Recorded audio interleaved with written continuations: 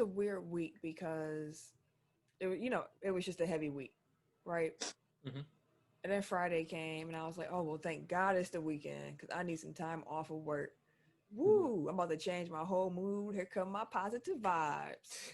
And then I got the note from, I heard from our guy Dub, shout out to the Elements podcast. He just said Chad would pass. And I was like, he did what? Who? That's wild. Like 43 years old, had been battling colon cancer for the last 4 years. Why? Nobody knew. Nobody knew. Not one person. The directors he worked with, his coworkers, TMZ, like nobody had it. Like that was the craziest part of all of it. Like obviously, like him passing, but just the fact that nobody knew. Like obviously, we saw the pictures and videos of him getting skinny, and everybody's just like, "Oh, he must be like prepping for a role or something." Like, yeah. He said he was still out here doing his own stunts in Black Panther too. Like you still doing your own stunts and everything. I didn't know they started filming that already. Black Panther came out in what, 2018? No, he said 2. No. Black. I would say he was doing his own stunts in Black Panther. Like also. I thought you meant like as Black well. Panther 2. Gotcha.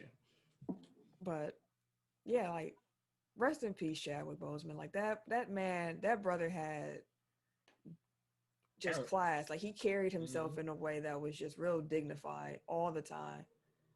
And he was a real hero. Like a real life Black superhero. So yeah, it's wild. That's really all I can say. Like it's crazy. SNL skit was still one of his funniest moments though. Yeah. The Jeopardy. Oh yeah. Potato salad. Hell no, Kevin. I think I'm getting you the hang of this. He said, no, I've not had potato salad. But yeah, before we got into the show, we definitely just wanted to say rest in peace to Chadwick, and most definitely. Yeah. Let's get into it, y'all.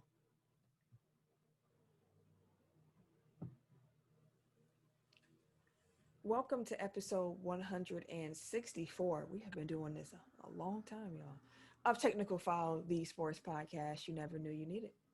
It's your boy, TIMKINZ, the number 3, a.k.a. Ass Ketchum, a.k.a. Mr. Give It To Me. Give it to me. There we go. Sounded exactly the same. Exactly. Thank you, Shix. I am the Eric J. Only known as the Eric J. And I'm Camille, point guard of the crew, the real life Tifa Lockhart, the girl next door. You know, holding it down for all the women who love sports. And it's your boy, K. Harris, the gentleman. The gentleman. The everyday gentleman. 24/7. Better known as KD. Take that. Brawny. Man, it's actually a word now. Yeah, right. That's dope. They got added to the dictionary. Man, Tim, you didn't even let, when I just realized this when I did the intro to the show, you don't give Cam room to say, and we black no more, fam. You let him get that off 1 week. Always. Hey, you gotta come quicker than that. Let him move. Get it out. What else? God dang it. It's gonna be a race to start the show now. Y'all It's his slogan. You better come on with it. You better find somewhere to put it. Pause. That's a good pause. Relax, my good sir. Jesus. But Tim, could you tell the people where they can find us on social media if they're looking for us? You can catch me. Oh, damn, I thought you were gonna do. Wait a minute. I thought it was gonna, never mind. Oh, anyways, my fault. I was you too can busy catch dancing. Us. You was over there jigging and bopping and shit. www.technicalfoul.com. You said what? I said I figured where you were going. I just let you hang out there. See, don't forget to put the K on that motherfucker. TECK. Right. You can also find us on the Twitter and the Instagram at Technical Foul. Mm-hmm. Facebook, Technical Foul Podcast is our Facebook page. We also have a Facebook group, Technical Foul Pod Overtime. There it is. Where you can join in with listeners, fans, and fan. But don't forget, you can also see our beautiful faces on the YouTube, Technical Foul Podcast. Keep looking at your face and it just keeps throwing me off. You talking to Eric? Dang! This is like It's so shady. He out here Out spilling of my face. Out of my face. all the time. Let's see. No stash is just.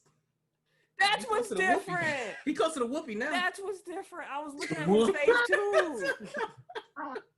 And I could not figure out what was different. He naked face. I had a little shaving accident this morning. I had to take the whole thing off. It's tragic. Like it's just all blending. And toward you out here. There's no defined features to separate the nose from the mouth. Hey, My bad, bro. Hey, My bad, bro. hey, Tim ripping you. I was looking for the separator. Getting these jokes off right now, B.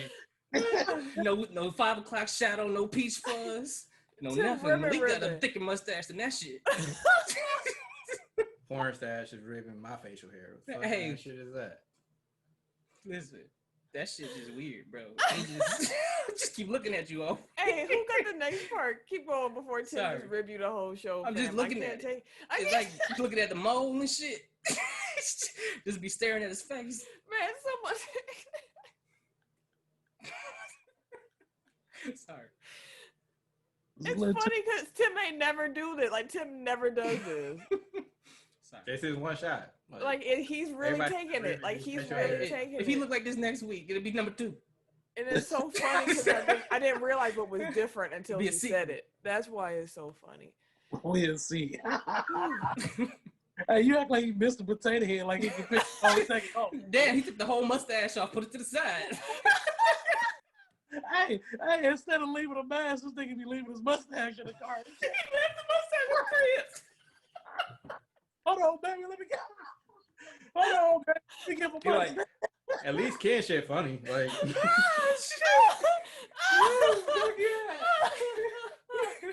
You detached that motherfucker. Oh, all right, so I have that's to say some garbage shit now because he in the it's closet. hot. Ooh, that was funny. That was Sorry. funny. Sorry, we had to take a brief. Ooh, We need a that was commercial. funny. You need a break, Eric.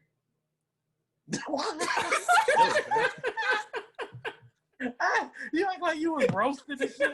Right, like I ain't got nary a chuckle. Like Ken shit was funny. Tim was Hey, you only nigga ain't talking for laughing. like 3 minutes. I'm like, all right.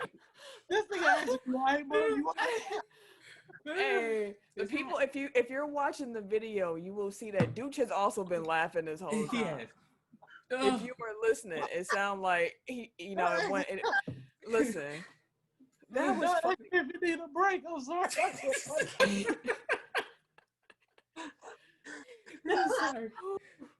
If you're new here, if you are new here, I swear this ain't how the show normally starts. But we're gonna let this ride because this is actually gonna go in like the TECK Foul Hall of Fame. Can we make the picture Mr. Potato Head?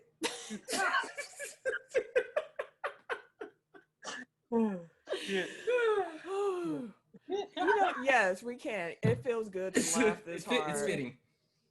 Ooh, it feels good to laugh this hard. Okay. Tim, you done with the social medias. Could you say them again? Because you said them so long ago. Just Real long time ago. All right. oh man. Facebook, Technical Foul Podcast. We also have a Facebook group, Technical Foul Pod Overtime. Listeners, fans, fam. That's where they at though. Twitter and Instagram, Technical Foul, TECK. Don't forget to put the K on that motherfucker. Also, we have a website, www.technicalfoul.com, where you can find these other sites that we're on, including our YouTube page, Technical Foul Podcast. There you have it. Hey man, like I say every week, man, if you guys enjoy being a part of this amazing TECK Foul fam, share with everybody you know. Your mama, your granny, your sister, your daddy, everybody you know, share. We don't grow without y'all. We don't. So if you guys love it, you love what we do. We love y'all. So let's grow. For sure. We got a challenge this week. Yeah, put me on music y'all listening to. Even if it's just a song that you love, that you listen to, put me on. I like So I love music ones. Yeah, screenshot what you listening to, and of course screenshot you listening to us. It don't matter what country, it can be whatever. I like country music, so Country slap low key. I'm telling you. Yeah, ever since the BET Awards, I seen Kane Brown been collaborating with some black artists too. Oh, has he? Brown Code. It's been some good, nice music. Yeah. Kane Brown Code. Country music give me the same vibes as Sundown Towns. I ain't going. Not the old. Fair enough. That's fair. That's I can't fair. argue with that. I can't That's argue fair. with that. That's fair. Wherever you find podcasts, you can find us. That includes Apple Podcasts, Mm-hmm. Google Podcasts, Yeah. Mm-hmm. We there too. SoundCloud, Yes, sir. There too. Stitcher. Yep. Oh my God. There we go. Okay. Yeah, we there too. Spotify, Spotify. Right there too. iHeartRadio, We everywhere. Himalaya, Like a player. Whooshka. Whooshka. Wherever you're listening to this episode right now. While there, make sure that you like, subscribe, rate, and review. 5 stars or better. It helps us, and we appreciate it. We Indeed. appreciate it so much. Like Yes, we we do. really don't grow without y'all. Like Tim, well, not like Tim was saying, but like Ken and Eric were saying, like we need y'all to share that show. We need y'all to rate and review. It helps us so much. That's how we keep getting bigger and how more people find us. You know, Indeed. we're trying to get to the next Put somebody level. on. Put somebody Y'all on. help us get there. Y'all help us get there. So we appreciate y'all that do that for us week in and week out. Indeed. We also appreciate our top listening cities. So we're going to shout them out real quick from the past week.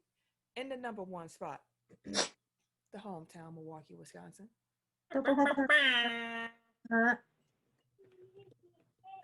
Number 2, we got Fresno, Texas. All right, Fresno.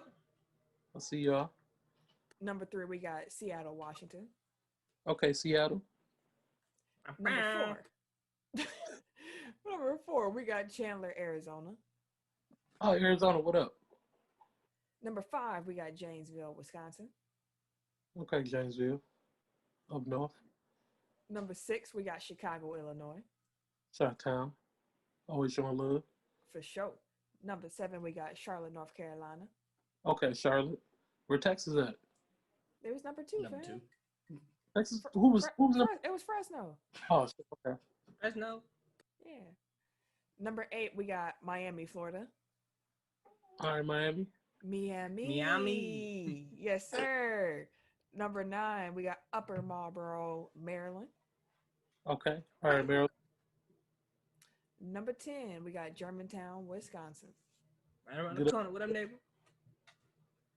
I ain't like playing y'all in basketball either, but especially football. Y'all was cold in football. Man. But shout out to y'all for sure.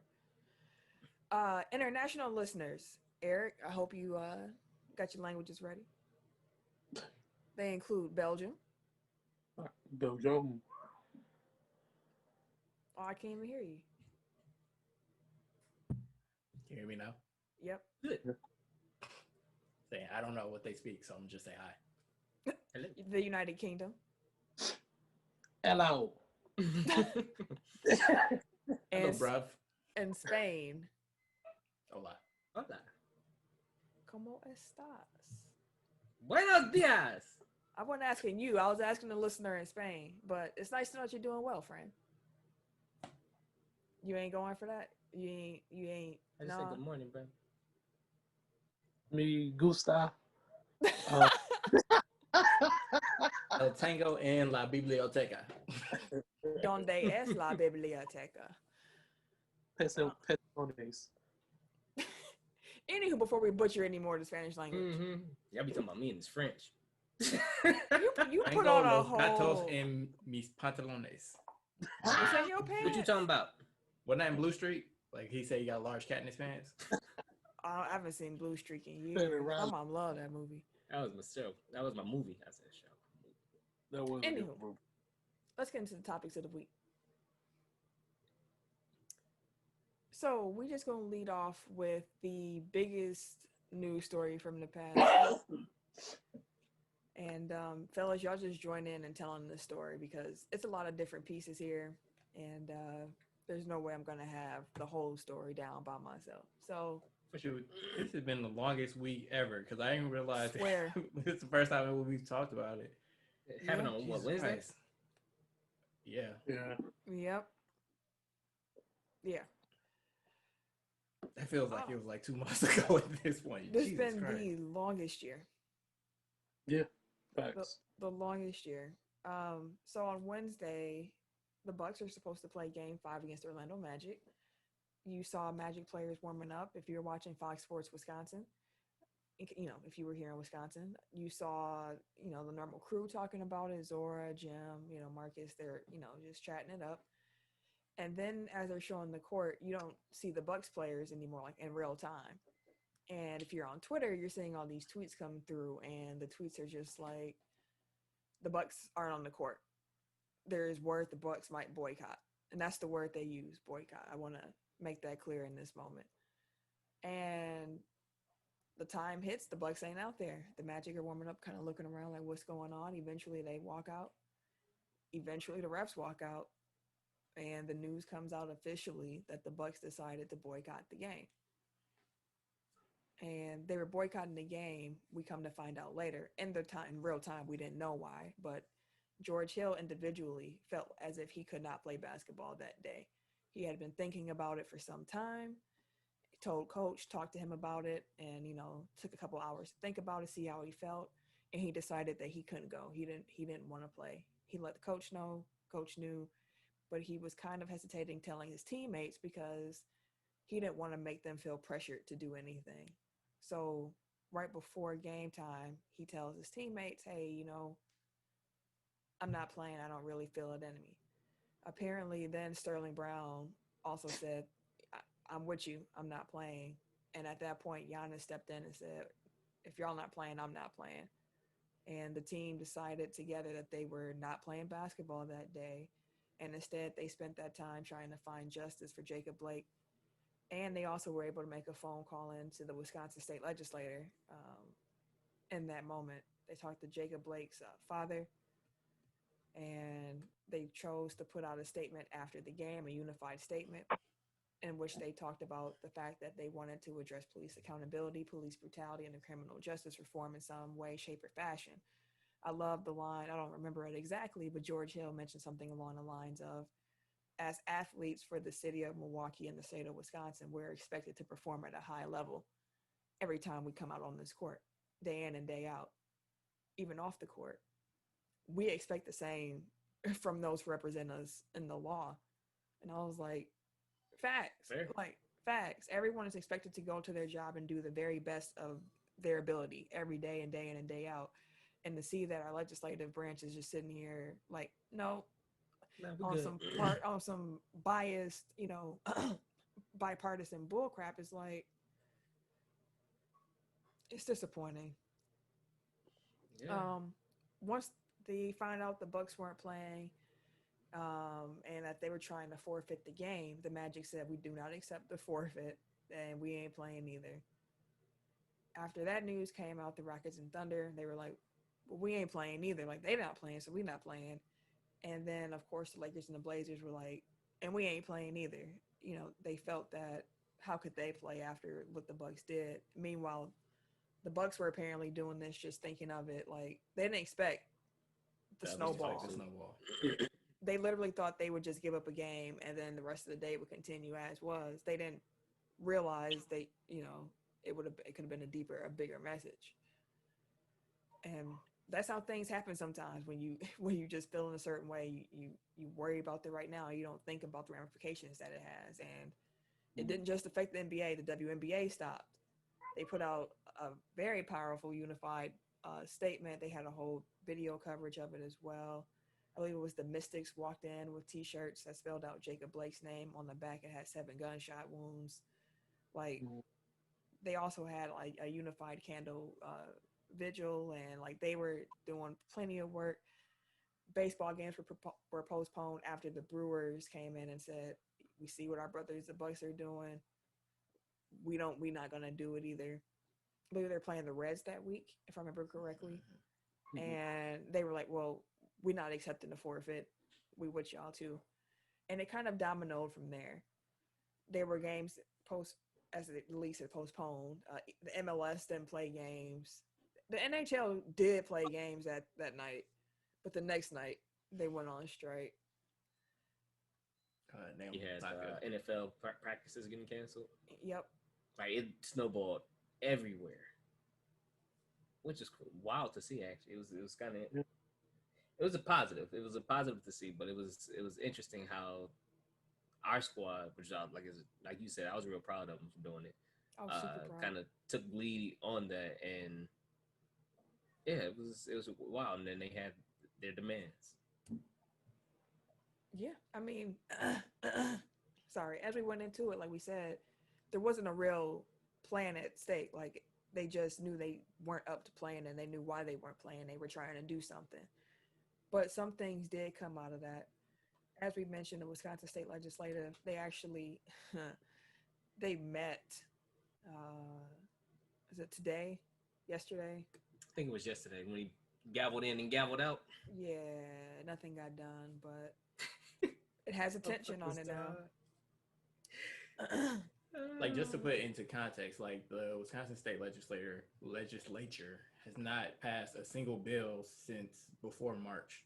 So through a whole ass pandemic, through probably the strongest civil rights movement of my lifetime, nothing. Through economic like destruction, nothing. Like so many people out of work, so many people furloughed, nothing. Like the Wisconsin State legislature has done nothing. I cannot stress that word enough since before March. Like they haven't even met in full in that time. Like they haven't debated any bills. They haven't put anything up for a vote. Nothing this entire time.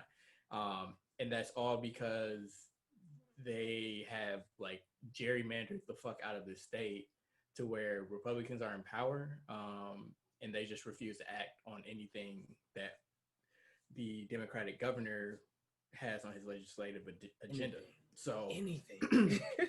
They say no to instead everything. of helping people, instead of doing what they're elected to do, they're just taking their ball and going home, which is disgusting and frustrating as fuck as a Wisconsin resident and voter.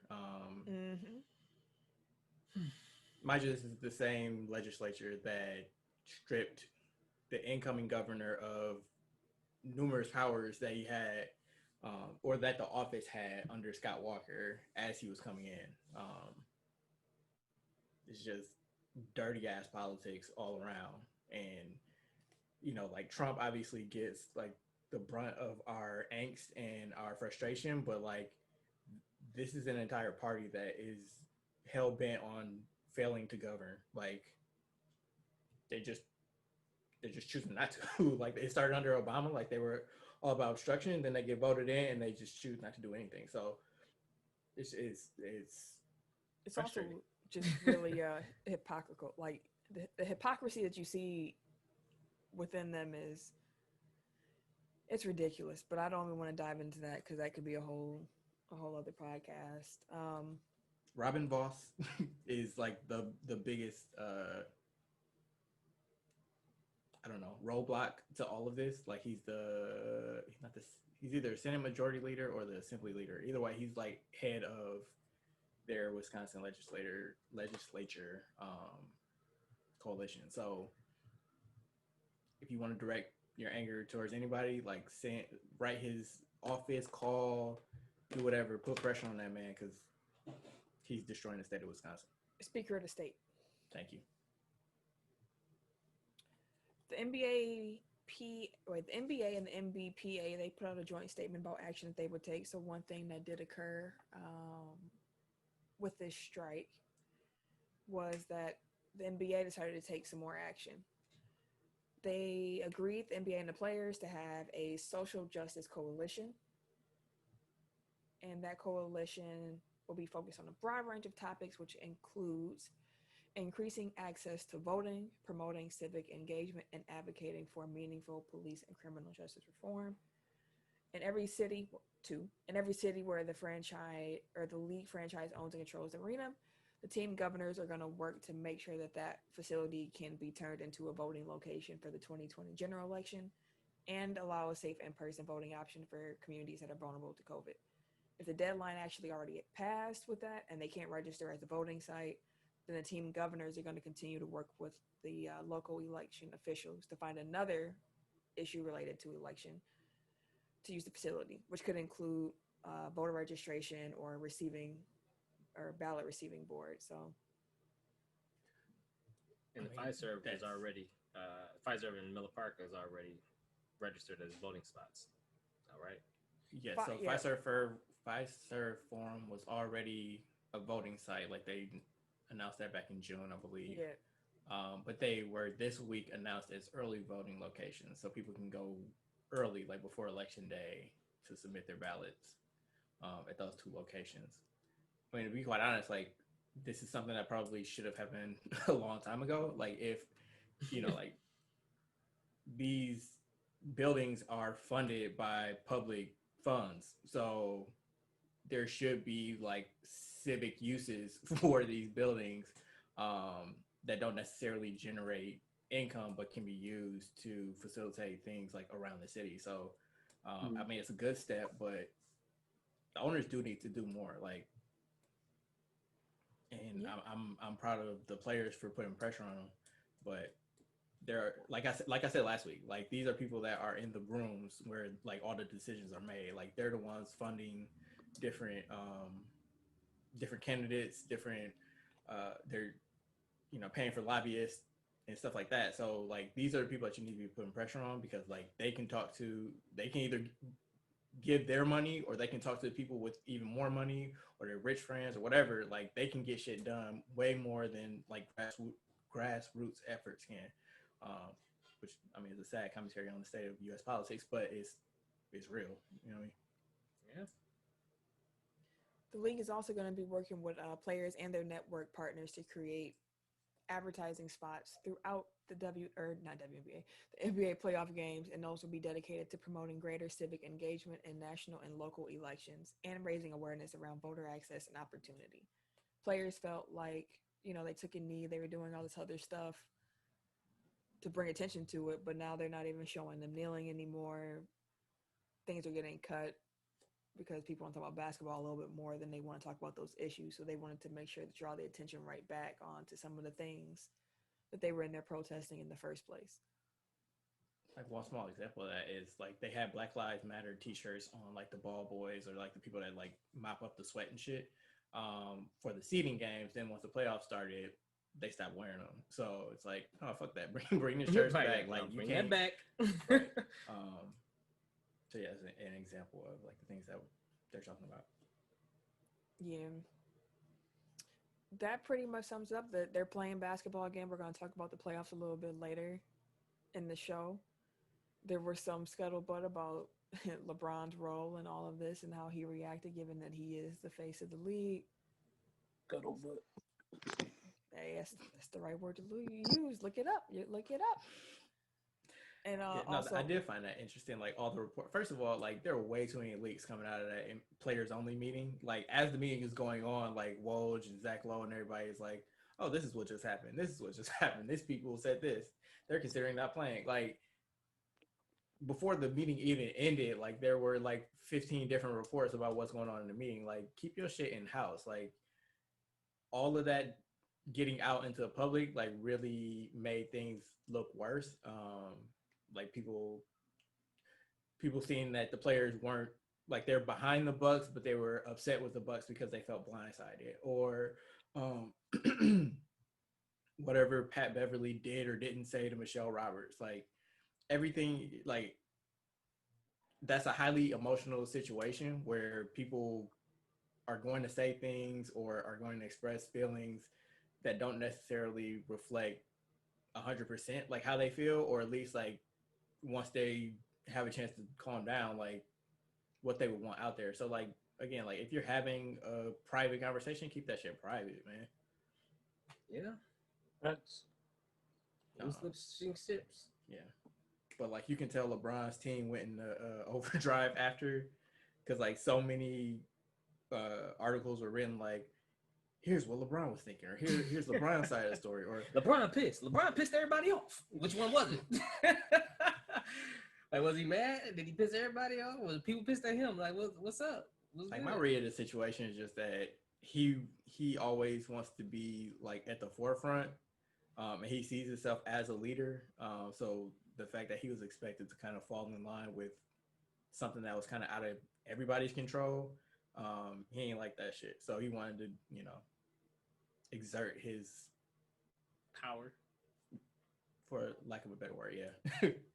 um, which again, whatever. But I just feel like that type of shit should have been kept in house. Mhm. I agree. That's fair. But like all this voting stuff, like obviously, like he did the more than the vote stuff. Like I'm sure most of these initiatives that they came to with the owners, like that shit came from LeBron, or at least in part from LeBron, because it's a lot about like civic engagements and stuff like that. So Mhm. at least he did use that as an opportunity to kind of push his agenda forward. Yeah.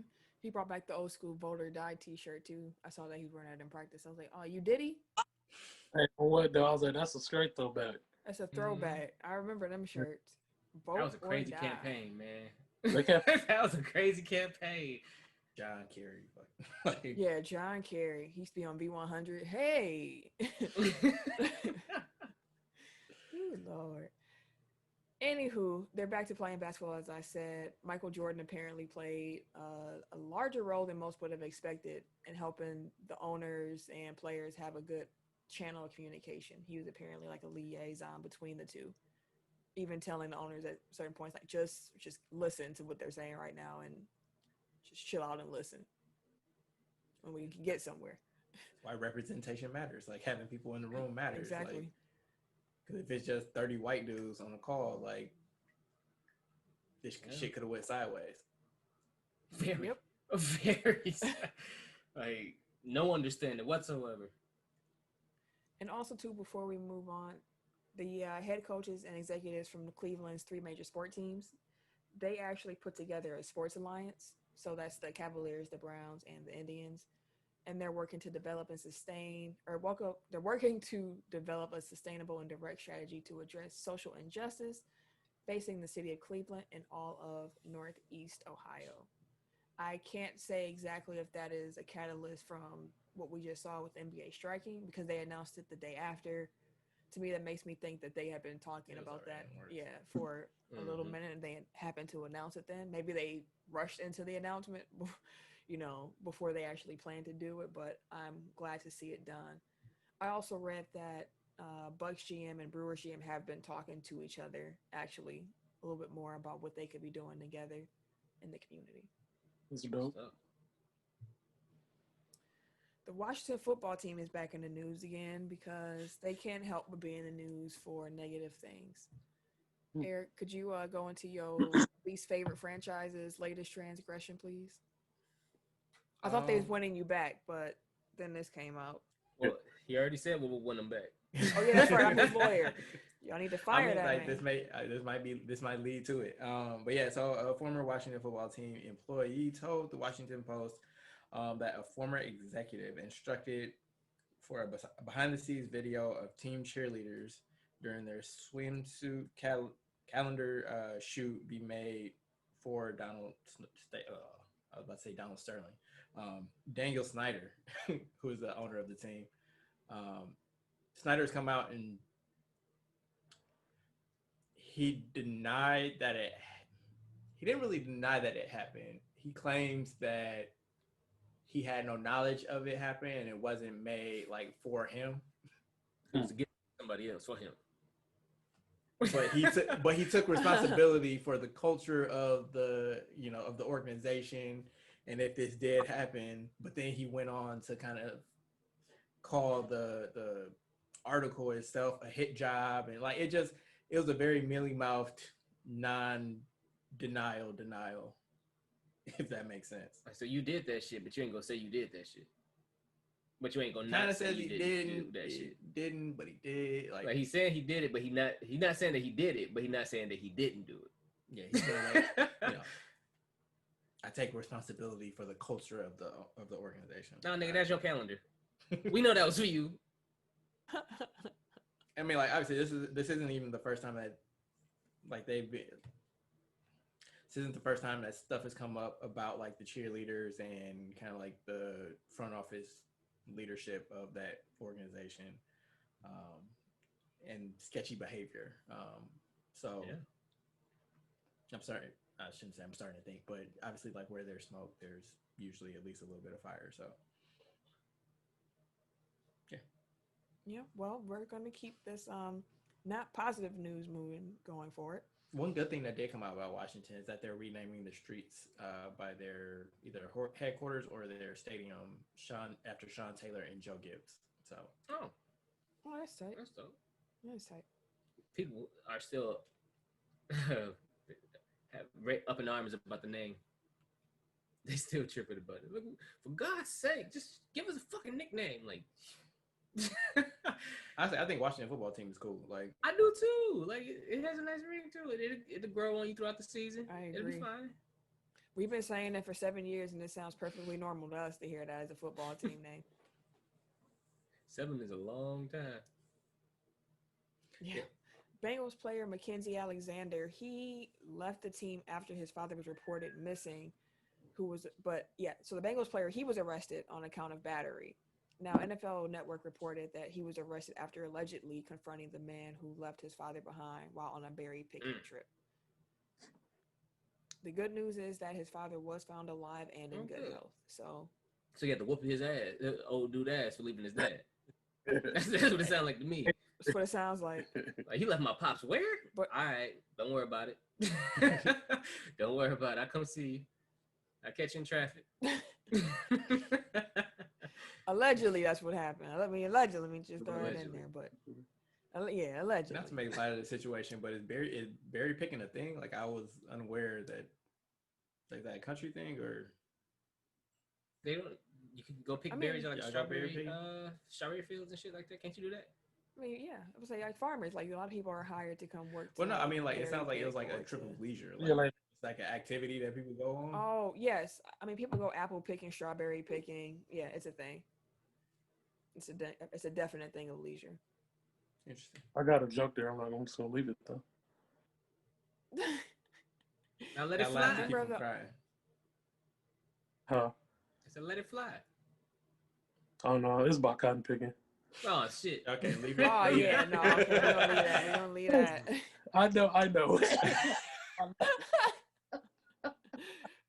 He said, clearly I knew better, guys. A member of the Oakland A's organization tested positive for the Rona, which caused Major League Baseball to postpone. Why is that a hard word right now? Postpone.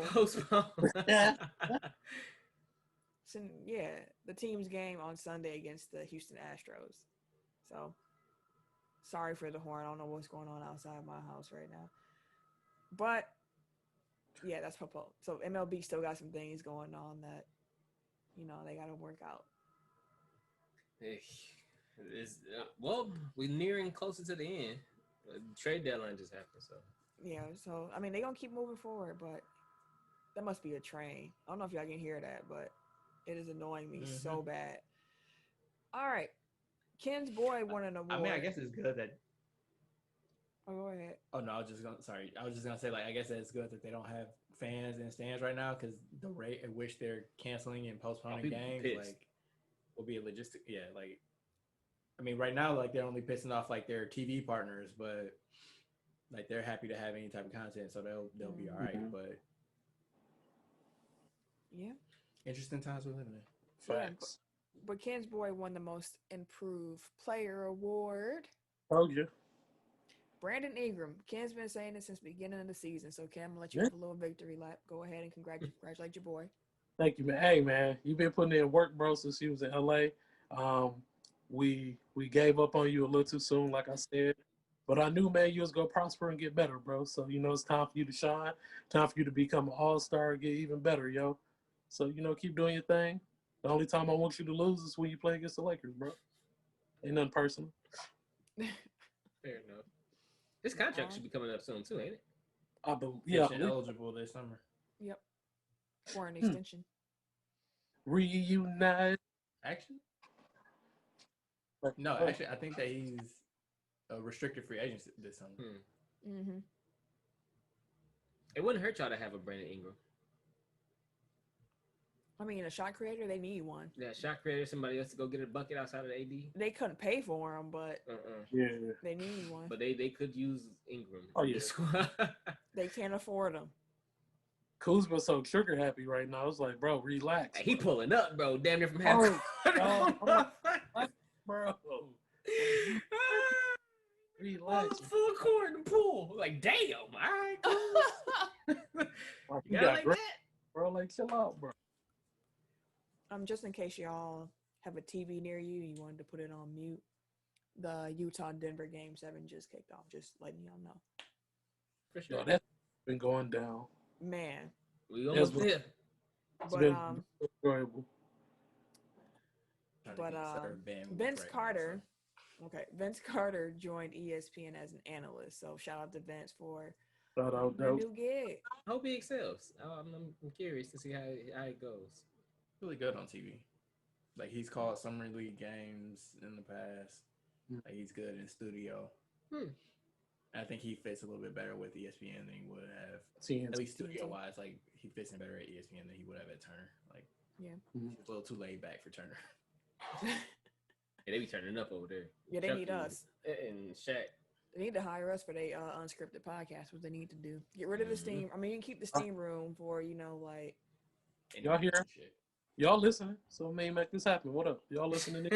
Stephen A., I know you got connections over at Turner. So. Exactly. Right. Put in a word, my good sir. I mean, you like the show, so. You've stolen multiple things from help the show. us. Okay? Help us. We've been helping you. He don't want to see a shine because they won't know that he's stealing from us. Timberwolves owner Glenn Taylor is in advanced talks to sell the franchise to a group led by Daniel Strauss. KG ain't involved in that, just so y'all know. But hey, but it's almost a done deal. Then that's what it sounds like. Yeah, it's almost a done deal. So, and they got the number 1 pick too. Go ahead, new owner. So wait, some people are looking at that like that's a little shady, coincidental. Yeah. Like the team for sale, and then they get the number 1 pick. Number 1 pick too. It's like what? I mean, that's quite an added sweetener if you're trying to buy a team. Like the team you're about to buy has number 1 draft pick. Hey, the price went up as soon as it got the number 1 pick. You Yep. know what? I want you to add about 10 more mil. 10 more bill. Go find like 3-4 more other people. Your group ain't big enough yet. So I just wanted to bring this up for Tim, or not Tim, for Ken. Tim likes to argue with Ken, but here we go. Get this nigga started. The Bears apparently have an open quarterback competition. Yeah. Your coach would not say that Mitch Trubisky is the starter. And that's a smart thing to do. Who you want to start? Trubisky has not proven he has not proven that he deserves to be the starter. I mean, we got Foles. I mean, he's a winner. In the playoffs. If only somebody would have said that. He's a competent quarterback. Like he can come in the game and he won't lose the game for us. That's what we need. Trubisky is inconsistent. He act like he's not 100% comfortable with the offense. He doesn't take command in the huddle. Like, no. He makes really bad decisions, bro. Trippy Mitchie be on some bullshit, but hey. Yeah, like he can have a great game. He have a great game one Sunday, then follow up next week with like one of the worst games ever. He can have a great pass, and then the next one be like over this, like exactly. When we played y'all, I was watching, like, you don't know what you're gonna get on each snap. You never know. Play to play. Like it's literally rolling the dice. And watching him play, like my anxiety be trash. You'll raise your blood pressure watching him. Exactly, bro. Like it's all bad. All we need is a competent quarterback that can run the offense, take command, make the throws that we need to make. Jacksonville just released what's the name? Fournette. So Fournette might as well come to Chicago. I mean, he ain't doing nothing else. Y'all got Cohen and y'all got what's the name? Jordan back from last year that y'all drafted. Y'all rookie from last year. David Montgomery. Montgomery, yeah. Montgomery's got, yeah. But I mean, why not? But then y'all could use Fournette. Y'all could use back like Fournette. That's what I'm saying. Like that's a different dynamic to our offense. It'll open up the field for Foles or whoever's a quarterback. Because right now, Trubisky can't do shit, so it's easier to play him.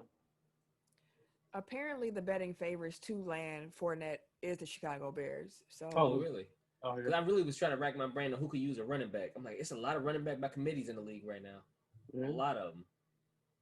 yeah. We should have started. We should have went to Cam, but I digress. Man, Cam got them boys playing Kirk Franklin at practice up there in Lit Boston. Boston. Wearing his Sunday's best with his church hat. Dancing the whole way through warm-ups, talking about some stomp. I was like, go ahead, Cam. They don't care as long as he winning and throwing them touchdowns. They gonna play whatever he want. That's a fact. That's a fact.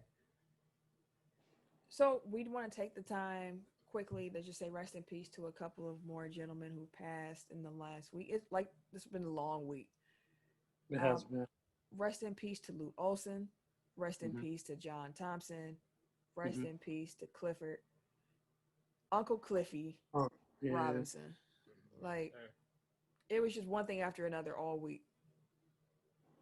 Yeah, this was a tough week. Yeah, man. John Thompson is a fucking Legend.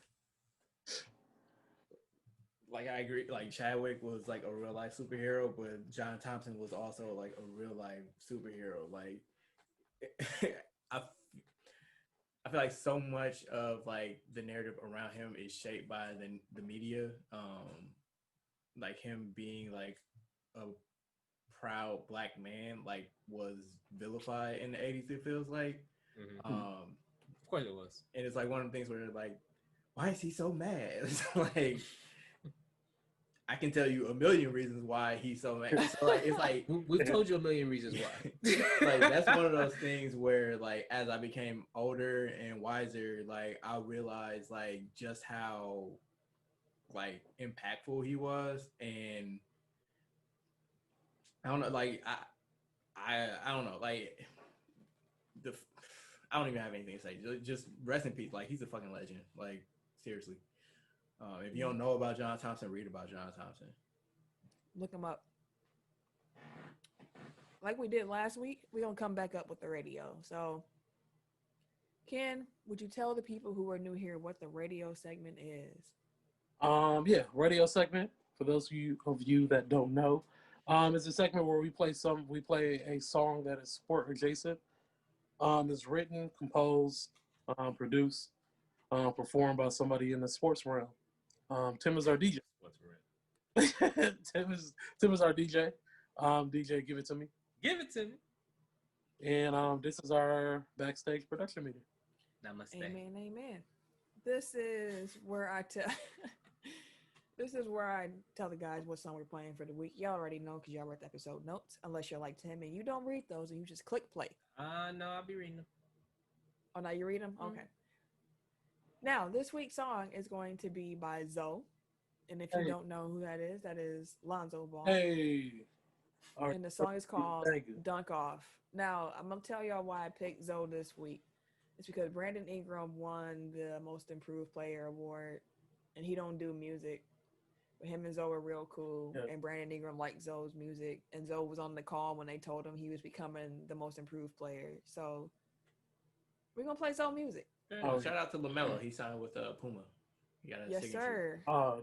I see you, bro. We out here. With the Puma, I see you. You out here. That's Tim's 2K brand that he normally go with. That's my favorite brand in life. Outside of Under Armour. Puma and Under Armour, my top two. I love you, Tim. It's my favorite, except for my actual favorite. I mean, because you can have two favorites. I mean, you can have multiple favorites. No, I'm not gonna get into semantics with you right now, but so Dunk Off. I will tell you now, Tim, that the song just starts. I'll tell you that. Okay. Just for to start off with that hot fire. Our engineer is Dooch. So Tim will key you up when you want the music to start. So also if you're watching this on YouTube, I'm pausing this now because I ain't getting hit with no copyright. So if you want to hear the song and you're listening on YouTube, you need to go look it up yourself or check out the audio version of the podcast. So video listeners, we'll be right back. Video folks, we back now. Audio listeners, let's keep it rolling. All right. playoff check-in. First up, we got the home squad. Milwaukee defeated Orlando 4-1. So, real quick, Orlando's Aaron Gordon left the bubble due to a hamstring injury and events of the past few days on campus. Before the Orlando, game. Before the game. Out there, before the game. And then Orlando for Jonathan Isaac was ruled out for the 2021 season due to an ACL strain. Due to torn ACL. So they already said next year, no go. Yeah, he's done. That sucks, and it's trash. But, the season's going to start back in like 3 months anyway. It makes sense. Like, it's a year-long recovery, and ideally, they're not playing into next August, so. All right. So, but Milwaukee did win. So now we're going against Miami, and we lost the first game 1-0 against Miami. So we're down 0-1 to Miami. When this comes out Wednesday, it'll be game 2. Let's see. How was y'all feeling after that Miami loss? Hello? You said low? No, that's huge. Oh, no. My fault. Dude's supposed to get a whole combo up. Like, oops. He was just gonna dump all the audio. Right. I was cool until the last 5 minutes of the game. Freaking Jimmy Butler just went bananas. That man took off. He apparently had told his teammates, I ain't passing y'all the ball. And he said he made his first couple when they were kind of like, okay. All right. Continue, sir. Coincidentally, those last 5 minutes of the game, Wesley Matthews was on the bench. And West was playing some great defense upon Jimmy. Jimmy actually got, I believe it's 11 of his 15 in the fourth during that last 5 minutes when he was not being held by West. So, he was hitting some crazy shots, though. It wasn't like it was terrible defense on. He was hitting some wild shots. He was just hot. Like, I was like, he feeling it. Like, that's one thing about, like, it. Sometimes in basketball, you just got it in that moment. And Jimmy had it. Giannis did not look strong in the stretch. The MVP was making some mistakes that MVPs cannot, like, you can't make those mistakes. You can't turn the ball over like that. He looked shitty. I was like, this motherfucker missing them free throws. Oh my God. For every missed free throw, I was screaming at the TV. I'm like, you gotta be fucking kidding me. You want to learn how to shoot threes, nigga, shoot a free throw. God damn. I don't, like, a lot has been made about, like, Jason Kidd ruining Giannis's three-point confidence and shot, but Ben Sullivan and Bud's coaching staff, like, they were touted as, like, the shot doctors, and, like, they were going to fix his shooting, but he's regressed both in free throw shooting, and his three-point shooting hasn't really seen a noticeable improvement. Like, his form was terrible. The form looks bad, but the three-point percent, it has. Well, like, it was bad last year, and it regressed back to where it had been pretty much historically. Like, he wasn't last year. He was terrible from three. Like, the years before, he was just like below average, and he's gotten back up to below average for the most part. So, like, whatever they're doing ain't working. He missed bad. Yeah, he always misses short. I don't know why. Like, maybe I don't know. I'm not even gonna try to decipher like what's wrong with his shooting. Like, all I see is the results. And Giannis's three-point shooting when he came in the league was 35%. The following year, it was 16%, 26%, 27%, 31%. First year under Bud, it was 27%, and this year it's 30%. So it ain't. He has made some improvements generally, because it was bad early. I remember that. Like, his first year, I remember he was all right, but then it got bad. So the first year and a half, I feel like under Kidd, like, he just didn't let him shoot it. So, like, he just didn't have a bunch of attempts, and he just missed a bunch of them. Like I said, like, this year last year he started off, he was like sub 20% for a major part of the year, and then he started hitting them like near the end. He gotta make decisions faster. He gotta. You all think like getting petty with the fouls? They gotta start calling fouls on him. You said what, Ken? No, I said, do you think just it's the bubble effect for him? Like, just mentally, he's just not 100% focused right now? I mean, honestly, he's been fine. Like, he wasn't good down the stretch against Houston during the seeding games. But, like, I mean, he was fine against Orlando. So, Mm-hmm. He was That's just just bad one down the game. stretch Like, in I this don't think thing. it's necessarily, but like I think it was just a bad game. Yeah. Like honestly, which it Yeah, happens. he normally comes And back. he still had like what 18, 10, and 9. So it's like bad is No, I relative. said, but he What'd you say? normally, if he has a bad game, he normally come back the next game on it. Harder. Yeah, he normally Yeah, does. so I'm not overly concerned. It was just funny seeing him realize when he had a play where he was fouled going to the paint, and he looked over and seen that Wes and Kyle Korver was wide open on the wing, and corner was pointing. Yeah, Like, he was like, "Oh, shit, yeah, I y'all, had you. I y'all had right there, y'all right there." I'm like, my nigga, they've been there the whole season. No, that was in like the first quarter. It was actually really funny. It was hilarious, but I'm like, bro, we all been seeing this shit. Give it to him. Stop just going straight to the fucking paint. If you got 3 He niggas was there. giving it to him a lot in game one, though. Like that was part of the argument I saw against him on Twitter was the fact that he kept passing out. He wasn't able to get to his spots. Like Right, and I can understand that. Is I guess it's in those instances we're like, okay, bro, it's a fast break. I don't know if you're paying attention to how many niggas is on the fast break with you, or you just see tunnel vision.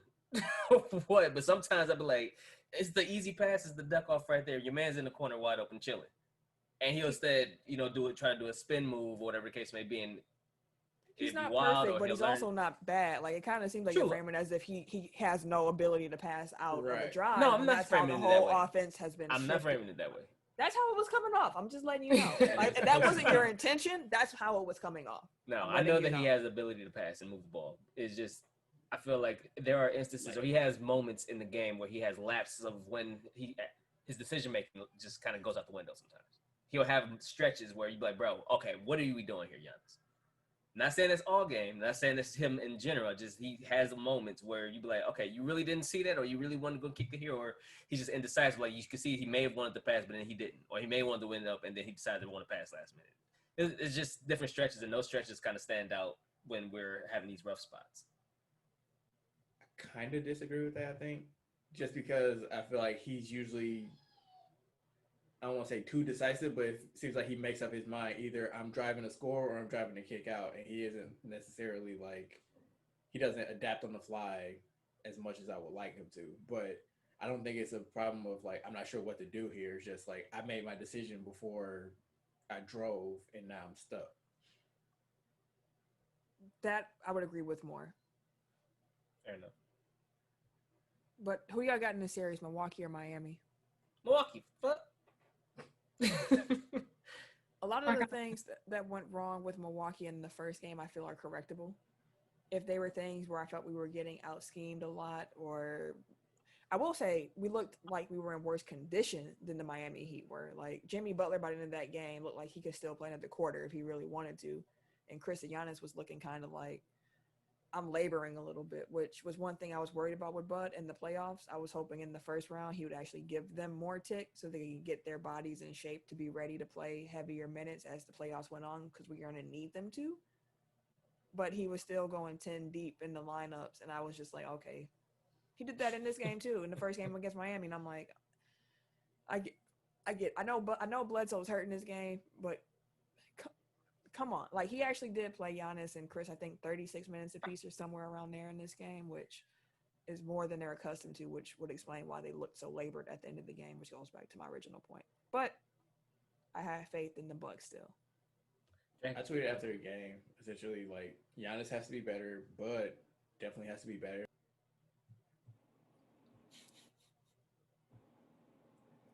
That's my fault. I was trying to mute myself and muted you on accident because you was talking.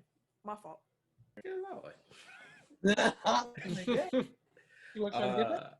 I was saying, like, after the game, I tweeted that Giannis has to be better, Bud has to be better, and Bledsoe has to get healthy. But it was turnovers, and their offensive rebounding was their defensive rebounding was shoddy at best, and like their rim protection was weird. So I think that what happened, and again, I would have to like go back and look at the tape, but it seems like they made adjustments to run Miami off the 3-point line, which opened up holes to the basket, which is the same thing that they did against Vucevic and company in game 1 against Orlando. So it's kind of like, just kind of stick to your scheme, like do what you do and make people beat you doing what you do. Like, I get, like, I'm not gonna say adjustments are overrated, but like scrapping what got you here before it's even stressed, like seems like an unnecessary thing to do. But that's just me. Anyway, Bucks in 6. Like, long story short. Yeah, Giannis was a minus 14 in game 1 against Miami. Check One out thing, the eye test. one thing that I hate, and I'm not even a Bucks fan, is that every single fucking Bucks loss, yo, like It's the end of the Facebook, world. Twitter, like the worst motherfuckers. It's like commenting and just like, oh, the Bucks are sorry. Oh, fuck the Bucks. Oh, trade Middleton. Oh, y'all, this is trash. Like, bro, shit, relax. God damn. Yeah, Like, there's a lot of that. come on, man. I hate seeing that shit. That shit pisses me off. And I'm not even a Bucks. I just log off, but I don't have Yeah. the time right now. But it's interesting to me that everybody's like, see, Giannis ain't the closer. The MVP is a fraud. Yet, like, y'all all rooting for him to leave Milwaukee because, like, you want him to go win championships somewhere else. Like, so you can't have it both ways. Like, either he's garbage or he's the coldest nigga out, and every team should want him. Like, It's stupid, bro. That's fair. Who you got in the series, Cam? Miami or Oh, Milwaukee? Milwaukee. They gonna pull it together. Milwaukee. All right then. Boston and Toronto kicked off their second round That's series. 2-0 now. Yeah, Boston is up 2-0 right now Good. on the series. I'm not gonna lie to y'all. Going into this, I definitely thought that Toronto was gonna win this series. I did not expect Marcus Smart to be able to hit threes consistently. Also, Jason Tatum looks like he's for real. He at this hooping. point. He balling. Jason Tatum is hooping. You gotta give it to him. Yeah. You gotta give it to him. It was there. Hey, we've been trying to tell you, Eric J. It was there all along. I realized that my opinion of Tatum was colored by the fact that he just doesn't play well against the Bucks. It's like my primary exposure to him is in Bucks games. Okay. That's fair. So, yeah. Tatum hooping is He go.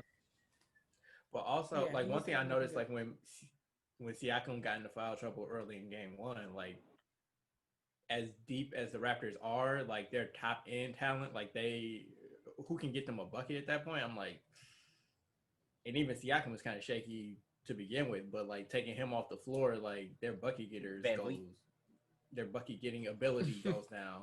Yeah, right. Van Vliet is then their next primary offensive option. So, I don't know. We'll see.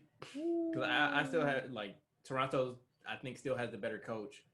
Obviously, they're deeper. So, if this series, like, if Boston can, like, get rid of them early, like, that would be to their benefit. But I think that the longer this goes, like, the war of attrition is gonna, like, catch up. Tatum had 34 today.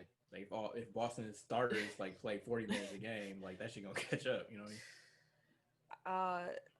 I won't count Toronto out because we had them down 2-0. 2-0, and we tricked that off. Although they had Kawhi Leonard, but yet and still, they've been in this position before for the most part. I'm sure they're not in a panic or anything like that. So I'm definitely not counting Toronto out. But if Jason Tatum is going to keep playing the way that he has, they're going to be hard to beat because he's looking like the best player on the court, period. Yeah. I didn't expect that coming into the series. I definitely thought that was going to be Siakam, but Jason Tatum is unreal right now. He's been one of the best players in the bubble. Yeah. Like, he been hooping. And honestly, he had a garbage game against the Bucks, but other than that, like, he's been really good. Like, and honestly, if the Bucks make it past the second round, which I believe they will, I would rather them play Boston than Toronto. So Definitely. Toronto, I ain't going with y'all no more. It's all about Boston. Boston got this series in my book. Boston 4-2. You think so? Is it 6 I'm gonna still? go Boston 4-2. I don't give y'all a game prediction. I just got Boston. I had Toronto at 7 before the series started. I'll still stick with that. Okay. I'm not particularly confident about that. Ken, who you got? Oh, you muted, fam. Muted. My bad, dude. I'm going Boston. Okay. Boston So- at 6. Next, we got y'all up. We got the Los Angeles Lakers. They defeated the Portland Trail Blazers 4-1. Mhm. Y'all had Portland some only had trouble in 9 that game That's 5. Yeah, they did. Real quick, Portland only had 9 players available in the elimination game. And the Lakers will be playing the winners of the OKC Houston matchup. Which But is y'all gone to didn't game have 7. Dame. For sure. Who else was sitting? They only had 9 left the active bubble. players. Yeah, Dame left the head off the bubble with that cute picture with when he finally got to see his son again. That was cute. And he having Eddie twins. announced that he having twins. Yeah. So shout out to Dame and his family. Hall That's of Fame beautiful. Dame. Oh, Hall of Fame. Congratulations, sir. Always a shooter on and off the court. What's Dame can't miss. what's the rookie's name on that team on Portland? Anthony Simons. Anthony Simons.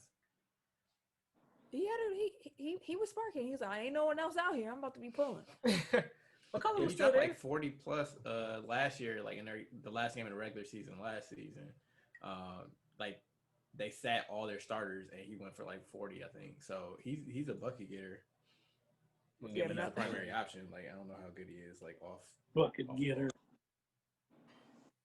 This is who stepped in the game for the Trailblazers, and they put up a really good fight against this Lakers team, which was very shocking. CJ McCollum led them in minutes.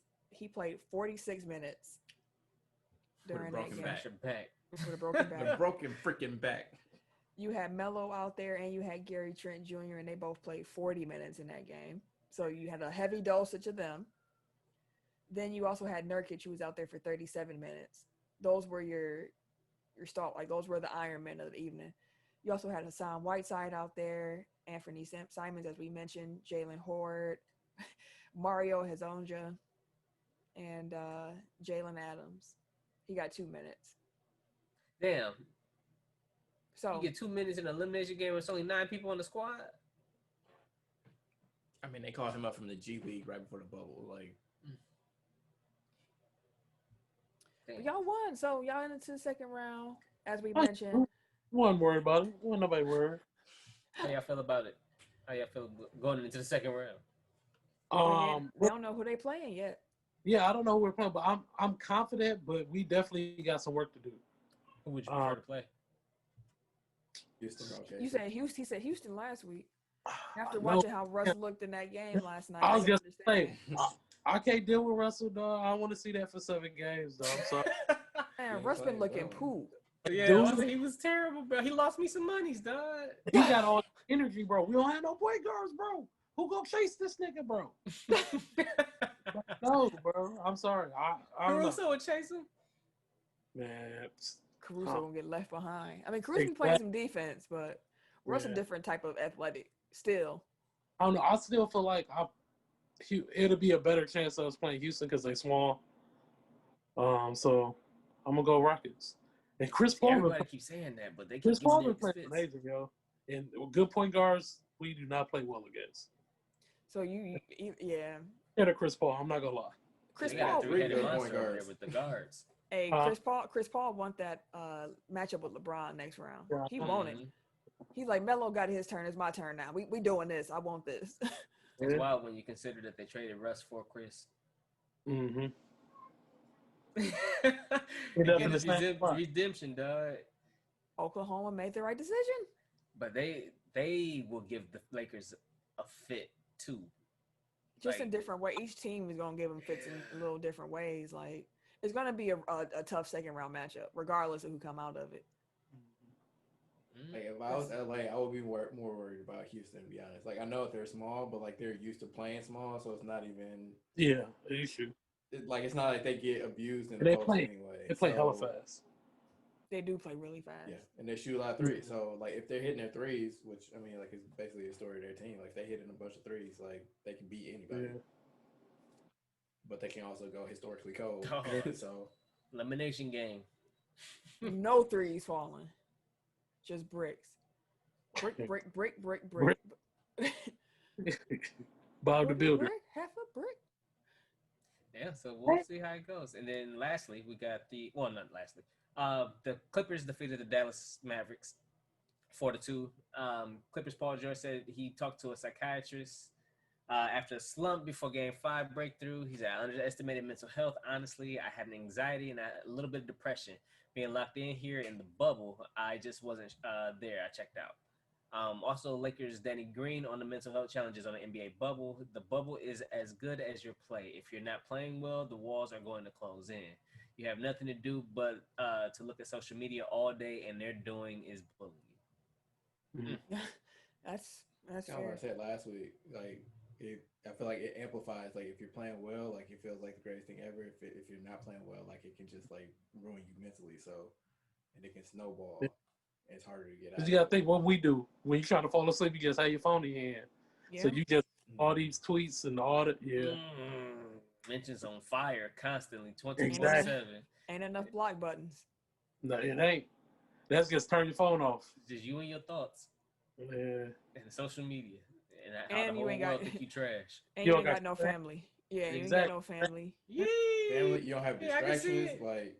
Like think about it this way. Like they're used to like traveling, so like you're physically leaving wherever you're at. Like that's a time to kind of mentally like Check out. reset. You know what I That's mean? like leaving But work. if you're just in the same place day after day, like This is not my gym. Yeah, some people be Like- like, hey, this ain't the gym for me, bro. I just can't get my shit off in this gym or in this arena or whatever. And this may be some cat's kryptonite. They may not just like it here. Yeah. Fuck. I think he was one of the players in an article I read that was discussing how excited players were for family to enter the bubble. Mhm.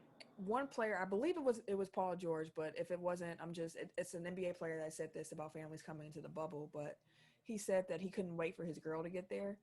He was like, because like I get tired of being around just the same men all day, every day. Like I need my girl here to have some different conversations. I'm tired. Like I need a conversation break from what we talk about every day. And that's something I never considered. The fact that It's different being trapped with a bunch of dudes for 2 months straight.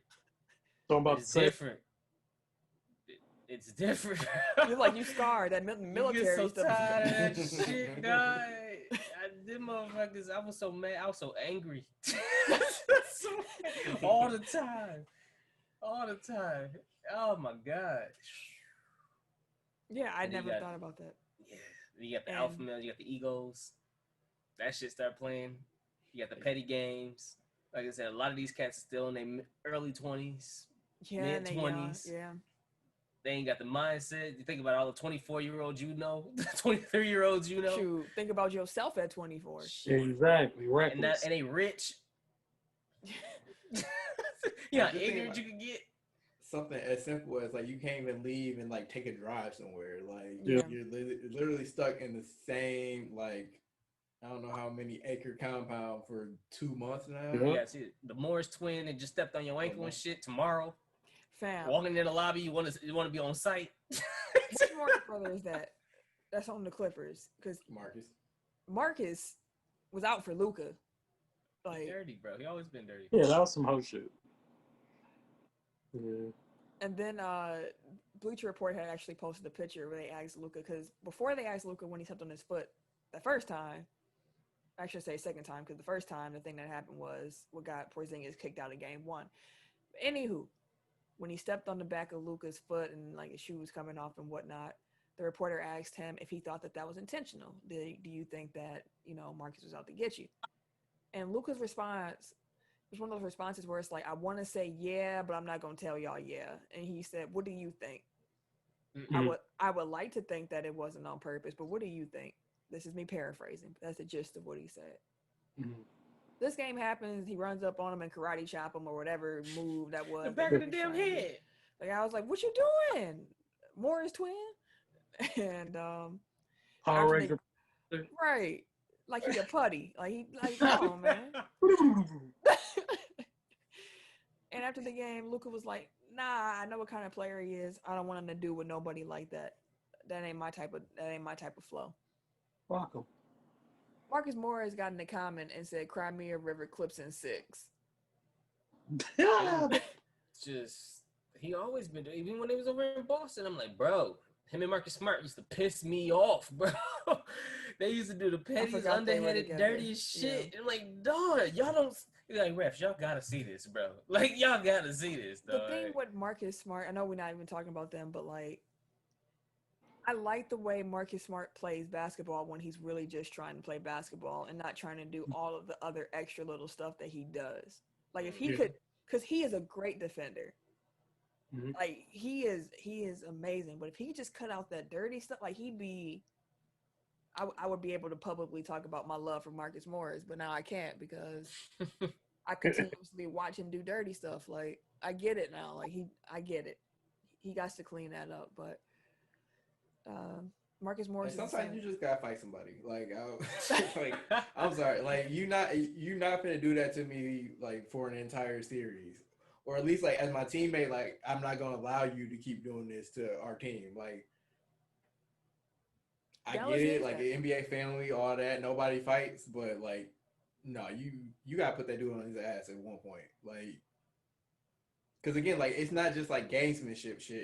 It's literally going out there trying to hurt somebody. Like somebody already hurt, you step on his ankle, you smack the dude like clear across the face. Like that shit crosses the line, and like when people cross the line, you gotta smack them back across it. Yeah.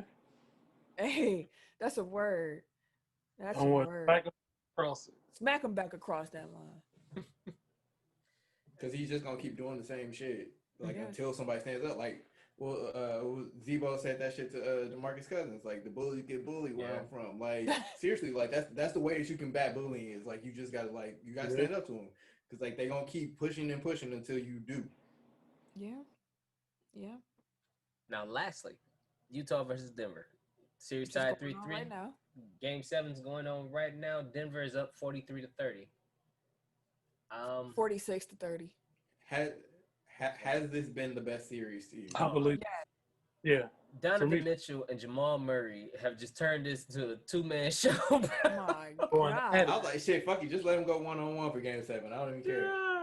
I'm telling you, they need to make one-on-one an all-star event because there's some talented dudes in this league. I know it won't happen and why it won't happen, but they need to do it. I need to put your pride to the side. Put up or shut up. Come on. Let's see them one-on-one matchups. But yeah, those niggas, they been hooping. For real. And Murray like literally left everything on the court, yo. During the game, bro, some of the shit he was hitting. I was like, yo, his step back was sick as hell, bro. I'm like, this nigga is stepping back effortless, like. Stepping to the side too.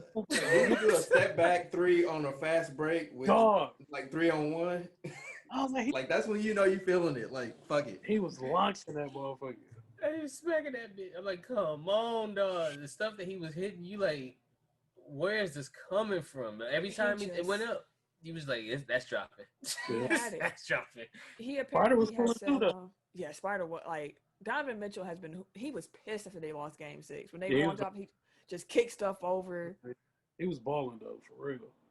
And he said after the game, he's like, I don't really care what I had because we lost. Like it doesn't really matter in the grand scheme of things now, does it? Yeah. I was like, dang. But I appreciate it. Like you 1 for 5 right now, Spider. So you gotta pick it up, sir. Like I said, going into this series, like these teams are really similar to me. Like they're evenly matched. So like this is kind of what I've expected.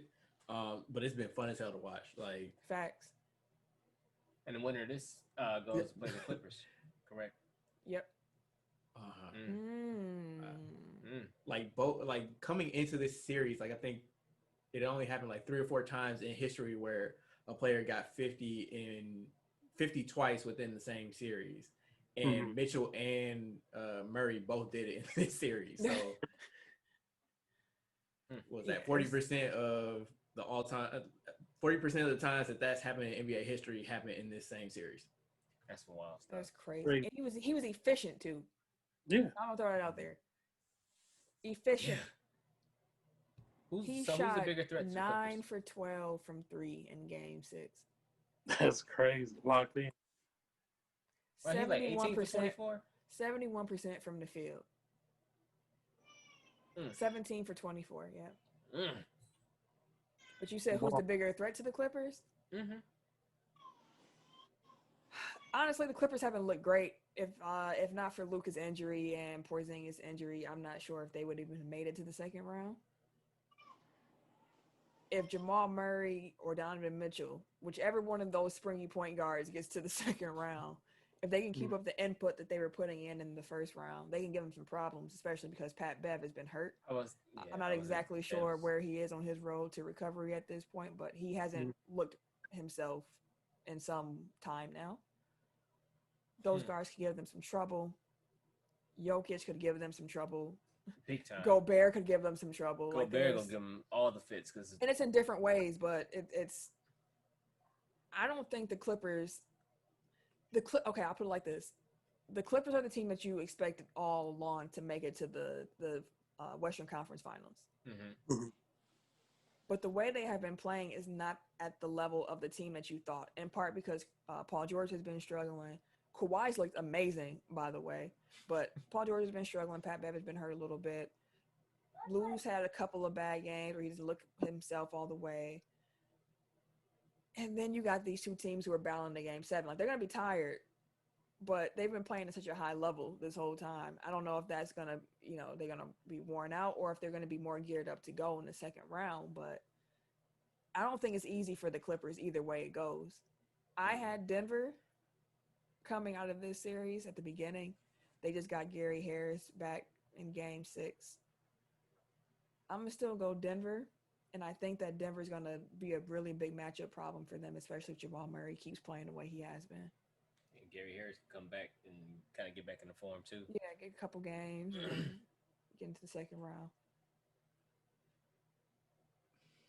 Honestly, I just feel that the Clippers are a bad matchup for both of these teams just because of, like, the Clippers' wing depth and the dearth of wing defenders on both Denver and Utah. Mm-hmm.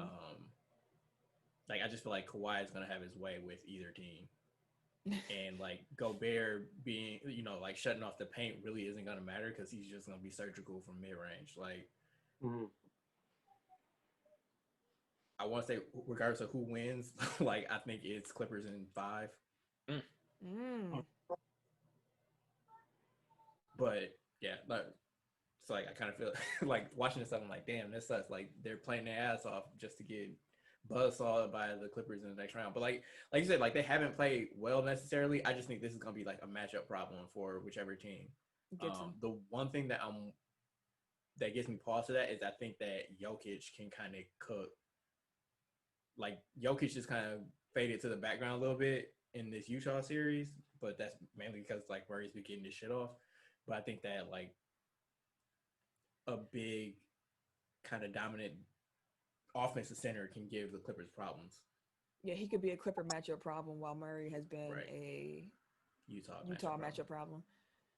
I can see that. Yeah, I don't know if I would have Denver beating them, but it wouldn't be as easy as I would have thought going into it.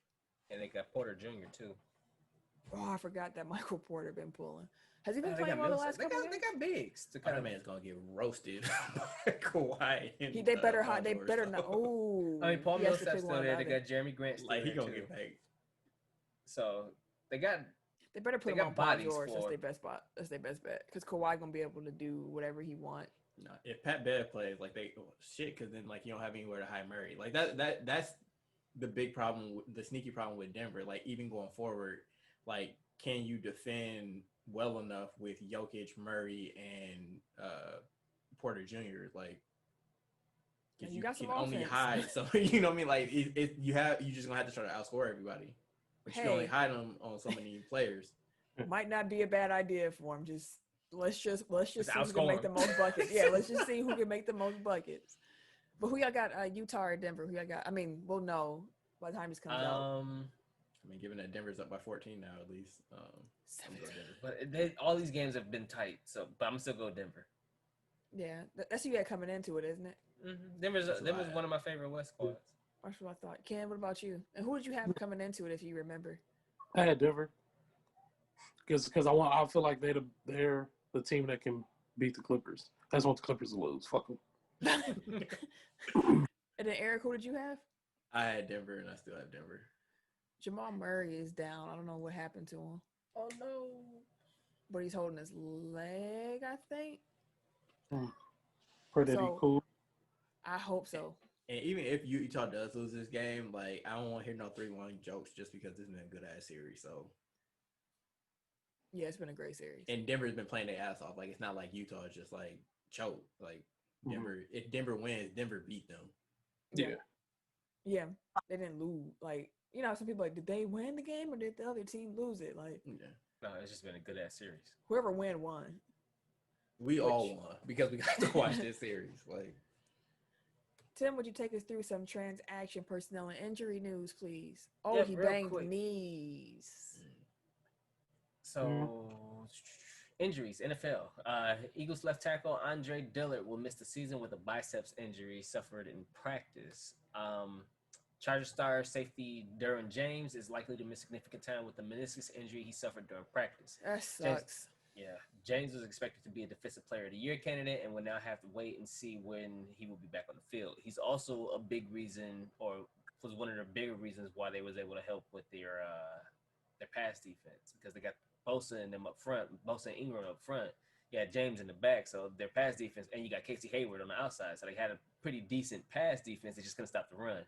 You lose James, now that's a big blow, big blow.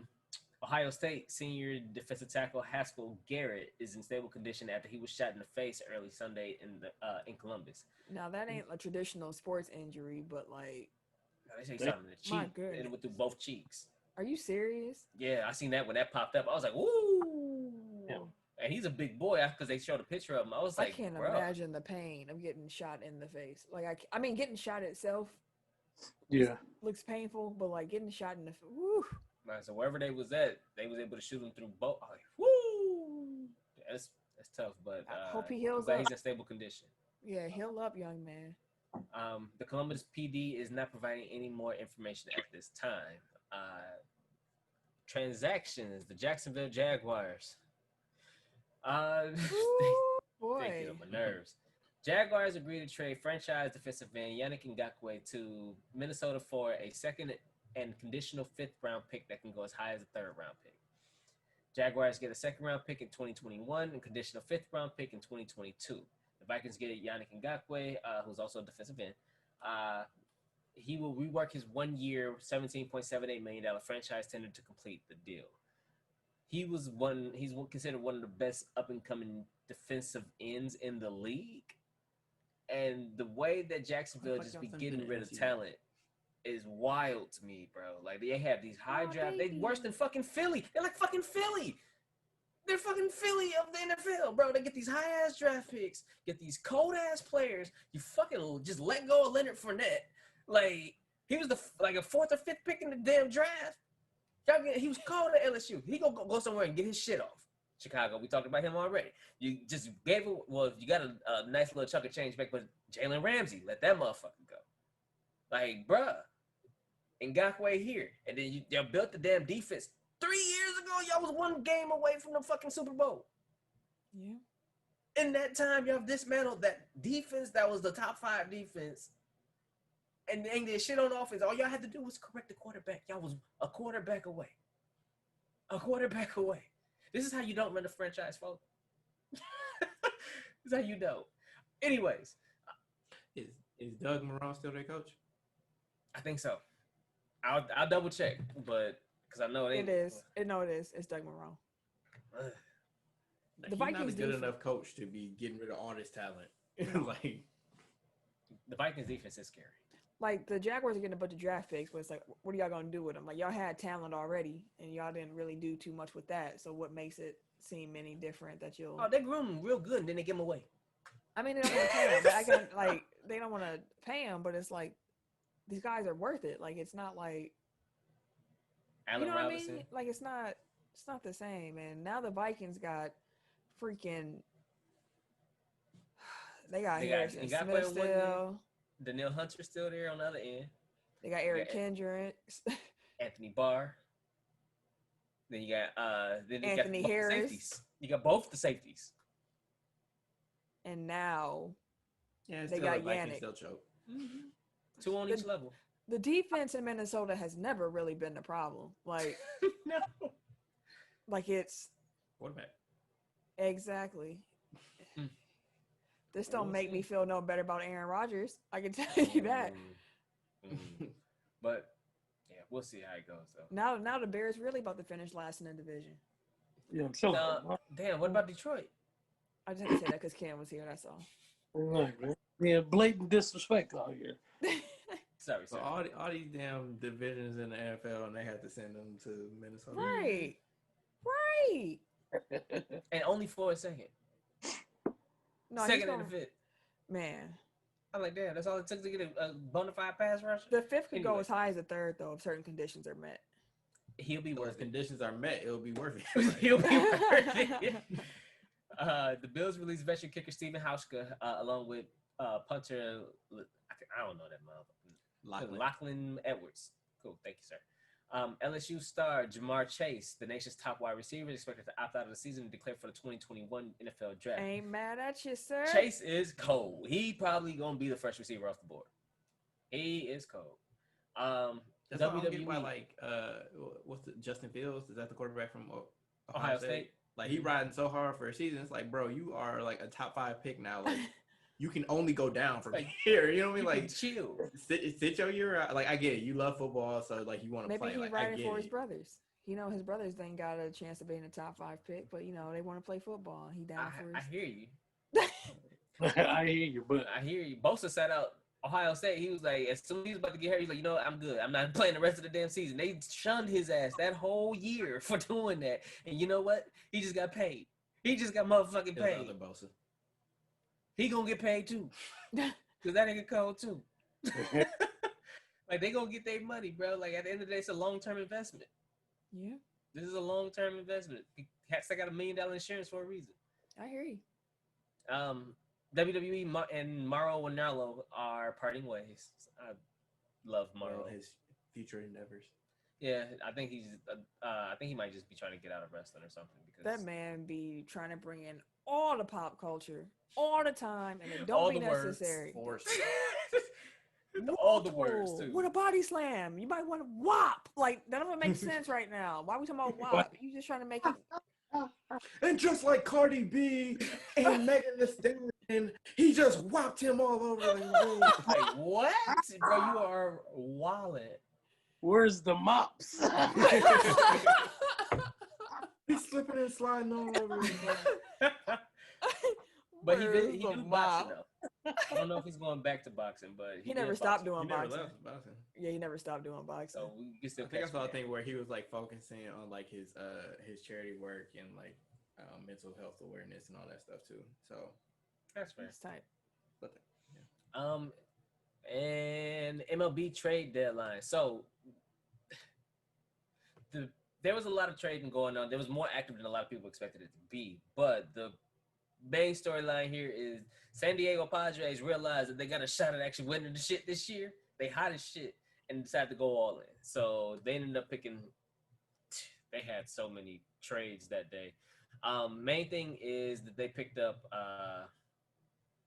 pitcher from the Cleveland Indians. I'm just trying to get the man's Clevenger? name real quick. Who? Mike Clevenger. Mike Clevenger. There you go, sir. Mike Clevenger was the blockbuster deal of the deadline for the Indians. Like I said, not the Indians, the Padres. Like I said, they're pretty much going all in. They also picked up the Boston Red Sox traded him a hitter as well. Mitch Moreland. He was pretty much their best hitter so far this year as well. So they're picking up hitters, they're picking up pitchers. They're like, fuck it, we all in. You know, they picked up Ken Rosenthal, Trevor Rosenthal, who's a reliever. So like they just said, here we go. And I don't blame them. Like nobody was gonna say San Diego Padres is winning the fucking World Series this year at all. But they got hot and they're super hot, and it's a shortened season and everything like that. Who knows? They go keep the magic riding. And yeah. I'm not mad at it. When you see your window, take it because you don't know when you're gonna get back there. That's it. If you see the window, take it. Because you never know when it's gonna come back. You don't. Like I just, from a personal standpoint, like I would be kind of pissed if I got traded during the pandemic. Like I got to relocate my whole family or go stay in a hotel, or you know what I mean. Like you have a home base and like now you get traded somewhere else. Like, Yeah. Fair it's an enough. occupational habit, but hazard. Yeah. I hear you. Any other big trades, Tim? Didn't the No, Brewers make a trade too? they traded away our reliever. Which one? Black dude, right? Let me see. Hold on, give me 2 seconds. I can pull it up. It better not have been the black dude. Shout out to dude. Like he scratched BLM into Mal. Oh yeah, Apparently yeah, he yeah. was what was his name? Devin Williams. I We think traded so. David Phelps to, okay. to the Phillies. He was a reliever of ours too. He used to play for the Yankees with Joe Girardi, so they kind of doing the reconnection thing for them with the Phillies. The Brewers are garbage this year, aren't they? Who? They ain't been great. No. We're close to 500 now, I think. Because like I get alerts every time they play, and I feel like every time it's like the Brewers lose. Like we was 11-11 at one point. Then we ended up like 11-15 or some shit. Like we was getting smacked, but I think we're close to 500 again. I can double check that. Nizal. Right. But yeah, that's about it for the trade deadline. Though it was some movement. Arizona Diamondbacks offloaded a lot of their star players, like the Starlin Marte. There it is. Robbie Ray.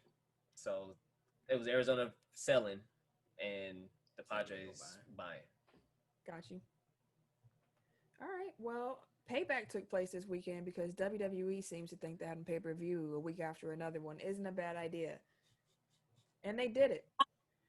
I'm not going to lie to you. Didn't watch it. Didn't have much of an interest. So, gentlemen, did y'all watch? I did. I did not. Eric? I watched one thing, and that was the Roman Reigns match because I'm actually interested to see where they're going with heel Roman Reigns. So, what's going on with Roman Reigns? Paul Heyman now is his advocate. Yeah. Oh, really? He went full blown heel. How did he turn? How did he turn? Like what? Sorry. Yeah. So at SummerSlam, Bray Wyatt beat Braun Strowman. Then after the match was over, Roman came out with a chair, just fucked both of them up, grabbed the title. So people were like, "Oh, what you doing?" Friday, I don't know what set it up, but at the end, like they're trying to get him to sign the contract for the match. And Tim, you can kind of fill in the blanks that I'm inevitably gonna like have in my story. But like he's like in his dressing room. He talks for a little bit, and then he starts saying like Paul Heyman's catchphrase. And then the camera plans to Paul Heyman. He's like, believe that. So like it's clear that they're together. So then on Sunday, they had a triple threat: Braun, Bray, Roman. Braun and Jesus Christ, these names. Braun and Bray. Like they fight like the entire time. Roman doesn't come out. Then at the end, like when they both like they collapse the ring, I think. Mm-hmm. Roman comes out at the end, like to kind of pick up the pieces, and then like fucks him up with a chair again, wins the title. So that's where we're at now. So he actually hasn't said that much, and hasn't given like an explanation or anything like that. But he's clearly a heel at this point, and he's talking shit on Twitter too. Mm-hmm. So pretty much the setup was there was a mail carrier, I guess, or I don't know what you call him. The guy had to take the contract and get Braun, Bray, and Roman to sign the contracts in order for the match to take place. So he went to Braun. He went to Roman room like throughout SmackDown to try to talk to him. Roman kept blowing him off. So he got Braun to sign it. He got Bray to sign it, but he said that he'll beat her on Sunday, but he's not signing the contract. But he'll beat her on Sunday, and you can believe that he gonna win, and all of that shit. But it's gonna be interesting to see heel Roman because we've been asking for heel Roman for a long time. Yeah. And now he's hopefully he buys completely into it, and it's great to have Paul Heyman as a heel advocate for him because his promos left a lot to be desired. So I'm excited for that. Payback was actually not bad at all. Sasha has no belt now. Hey, didn't I say that was gonna happen? Yeah, Sasha has 0 belts now. So I'm like, oh, good. That means there's no reason for Bayley to be on Raw anymore. Good. Take her ass back to SmackDown. She can stay on over there. So Shayna Baszler and Nia Jax are now the tag team champs. And then, let's see, Street Profits retain. Well, they didn't have a match. But Bobby Lashley won the United States Championship. The Hurt Business actually is not a bad. They're getting better. I'm kind of fucking with them now. I like they look here. Like they care. It's kind of I kind of fuck with them. Who else? Asuka, of course, won the Raw Women's title from Sasha as well, but that was at SummerSlam, I believe, right? Yep. Yeah. That was the thing that I think that I realized is that a lot of the people that got left off of SummerSlam, like they had their blow off Shine at Payback. It seems like on Payback. So Keith Lee, Randy Orton, they had their match. Keith Lee won. I was happy he won in his debut, but his music not being there still trash. My main thing with WWE, I said this before, or to Sam, is as hard as they push us to watch NXT, pub NXT, see NXT, want to be there for NXT, and they build these characters up, and you watch these guys, and you be like, okay, I have an affinity to this character. For them to bring them up to Raw and completely change them, like we ain't never seen a motherfucker before, it's kind of weird to me. It's just kind of weird to me. Like I can see if NXT wasn't on the main platform like it used to be, or it was still in underground wrestling or the independent circuit, IWA and stuff like that, and it really wasn't anything shown, or everybody knew it was like just strictly the developmental circuit. But the way that they're building it now, they're trying to make it the third brand. It doesn't make sense for them to still treat it like it's strictly developmental. Does that make sense? Yeah, if it's supposed to be its own third strong brand in line with SmackDown and Raw. See, this is why I don't watch wrestling. It don't make sense. It don't make sense. They keep doing the same stuff. I'm done with them. Well, once Triple H takes up, but Raw Underground is still dope. Vince McMahon ain't never gonna die. Okay, he's going to be like all five of us. Man, I swear. He's gonna find out how to freeze himself, like they said the dude from Disney did. Cryogenically. Listen, man. Well, yeah, because they be having like the cryogenic. But I will say though, the idea of Roman Reigns with Paul Heyman sounds interesting enough to at least follow what's going on with that. Yeah, that's interesting to me. Like I don't care about the rest of it. Tyson Fury challenged Drew McIntyre because Tyson Fury, I guess, being a boxing heavyweight champion isn't enough. He wants to keep wrestling at the same time. I hope Wilder knocks him out the next time they fight on GP. I know it's about the money. I don't like how it looks. I don't like it. I hope he loses. Period. So, also, go ahead. Go ahead. No, I was going to move past the subject, so you go ahead and speak. Oh, okay. 2K, if y'all play video games, NBA 2K21 and Tony Hawk Pro Skater 1 and 2 comes out this Friday. I just wanted to say that on this show because I'm very excited about both of those games coming out. Matter of fact, I took a personal day off for these games to come out because it's a holiday weekend anyways. Let's make it a 4-day weekend. I want to feel like I'm 13 and I want to play the game all weekend with no worries and no cares. I'm going to do all my chores ahead of time. I'm going to go take the car in. I'm going to get the car washed. I'm going to vacuum. I'm going to put up clothes. I'm going to deep clean. And I'm going to play video games all weekend. And I cannot wait. Sounds like a plan. I can't wait. So if y'all... They announce when the next generations come out? Holiday 2020 is all they say so far. So no hard date. Nah. It's just sometime. Just a tease. We believe it'll be November of this year at some point. I would imagine they have to do it before Black Friday. So we'll see. But yeah, some good games coming out this weekend. So if y'all play those games and y'all trying to hop online, I heard the new Madden is garbage. Oh. Like people are upset. I've heard mixed reviews. I'm gonna say I like it. It's okay. So the biggest thing that I guess people are having issue with is tackling. Like they made running a lot easier this year, or they put the emphasis back into a running game. So like these past couple of Maddens has been like crazy animations and passing, and you can't run for crap. This one you can actually run, but you have to be patient. Like you have to wait for your blocks to actually get set up in order for you to actually run. Most people just want to get to the line and go.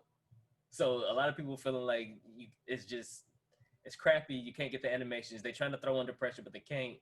Like, it's just a lot of crazy stuff that I've seen. But what I've been playing, because my very first game, I thought it was crap. Then I was like, you know what? It's a new game. Let me just keep playing it. Played it some more, and I was like, you know what? This actually is better than last year's Madden. But that's how I feel about it. I'm like, okay. Like the more I played it, I was like, oh, this shit is valid. Like it's really valid. But to each their own. Like, you can't have no glitchy plays to, blitz the line and stuff like that as of this moment right now. I haven't seen it yet. But, it's people that be looking for that. Or it'd be glitches that happen and don't happen to other people, but still people complain about it. I hear you. Have you played The Yard, just real quick? No, I said I'll do it sometime this weekend. Because that'd look fun. Okay, let me know how that is. For sure. Do we have any blow the whistles this week? No, ma'am. All right, and that being said, let's get into the Tech Top 5.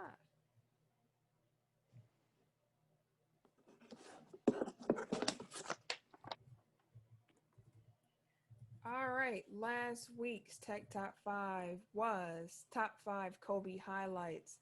I believe that I won that this week. It was either me or Tim. I can't remember which list it was, but it was a close vote, whichever way it went. Actually, I think it was Tim. So I'm going to give that to you, sir. I think it was you. So I'm going to give that to you, sir. Congrats on that. This week, we are doing the Tech Top 5 superpowers you wish you had. We're doing that in tribute to the Black Panther.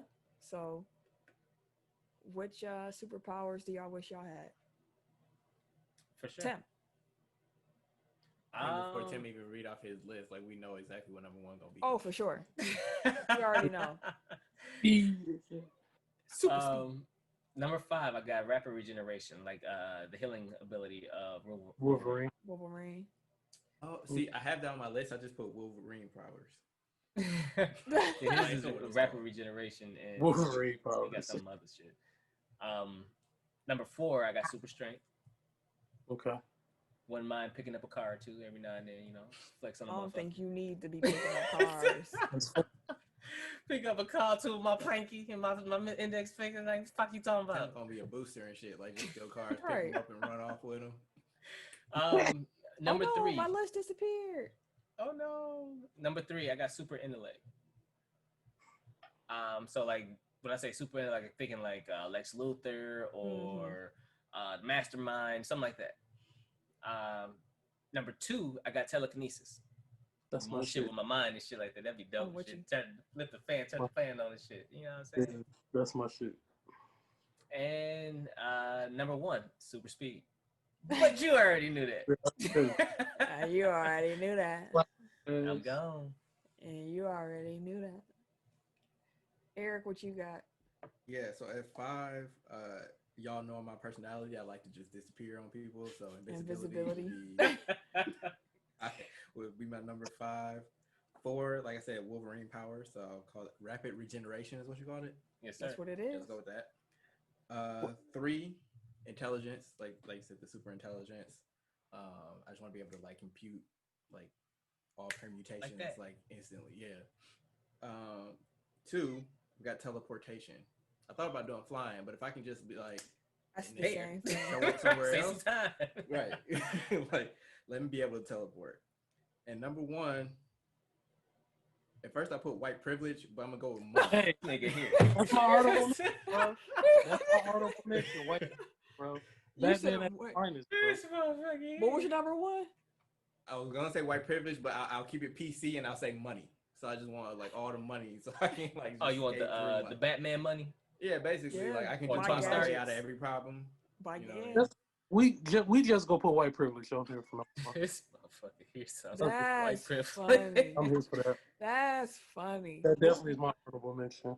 What was your 5 and 4 again? I know you had super intelligence, transfer, teleportation. And 5 is Invisibility. invisibility. 4 is rapid regeneration. 3, super intelligence. 2, teleportation, and 1 is money/white privilege. All right, you gonna win off that just off top. That's hilarious. All right, my But think list. about it, like Batman and Tony Stark, their only superpowers is that they super rich. Well, Iron Man's also really smart, so that's part of his. I mean, history. Batman is too. I mean, Batman Batman ain't he- as smart as Iron Man. Like, Yeah, let's but not even do when he's on that. surveillance World's and greatest shit. detective and shit. Yeah, he's a detective. He's not as smart as Iron Man. Like does he You have better also don't fuck with deductive? DC? Does he have better deductive skills? Yes. I Batman's- love Batman. I'm looking Yeah. forward to the new one coming out. Actually, I love He's Batman. actually the best superhero, and he doesn't have superpowers, by the way. I'm not gonna agree with you on that one, but Batman and Iron Man are in my top 5 superheroes. I love both of them. and they don't have superpowers. Hello. Yeah, they don't. I know, but the Batman characters. be Just whoop got all ass. money. I love Batman the whoop char- ass and ask questions later. All right, my list. So I I thought about this list and I think it fits my personality pretty well. So as y'all go through it, y'all let me know if these surprise you as being the top 5 in my opinion. So number 5, I got teleportation because like Eric said, I thought about flight, but I was like, do I really want to fly if I could just be there in an instant? So Nightcrawler, shout out to you, sir. That's a cold power. And you can fight. I was thinking about Power Rangers on mine.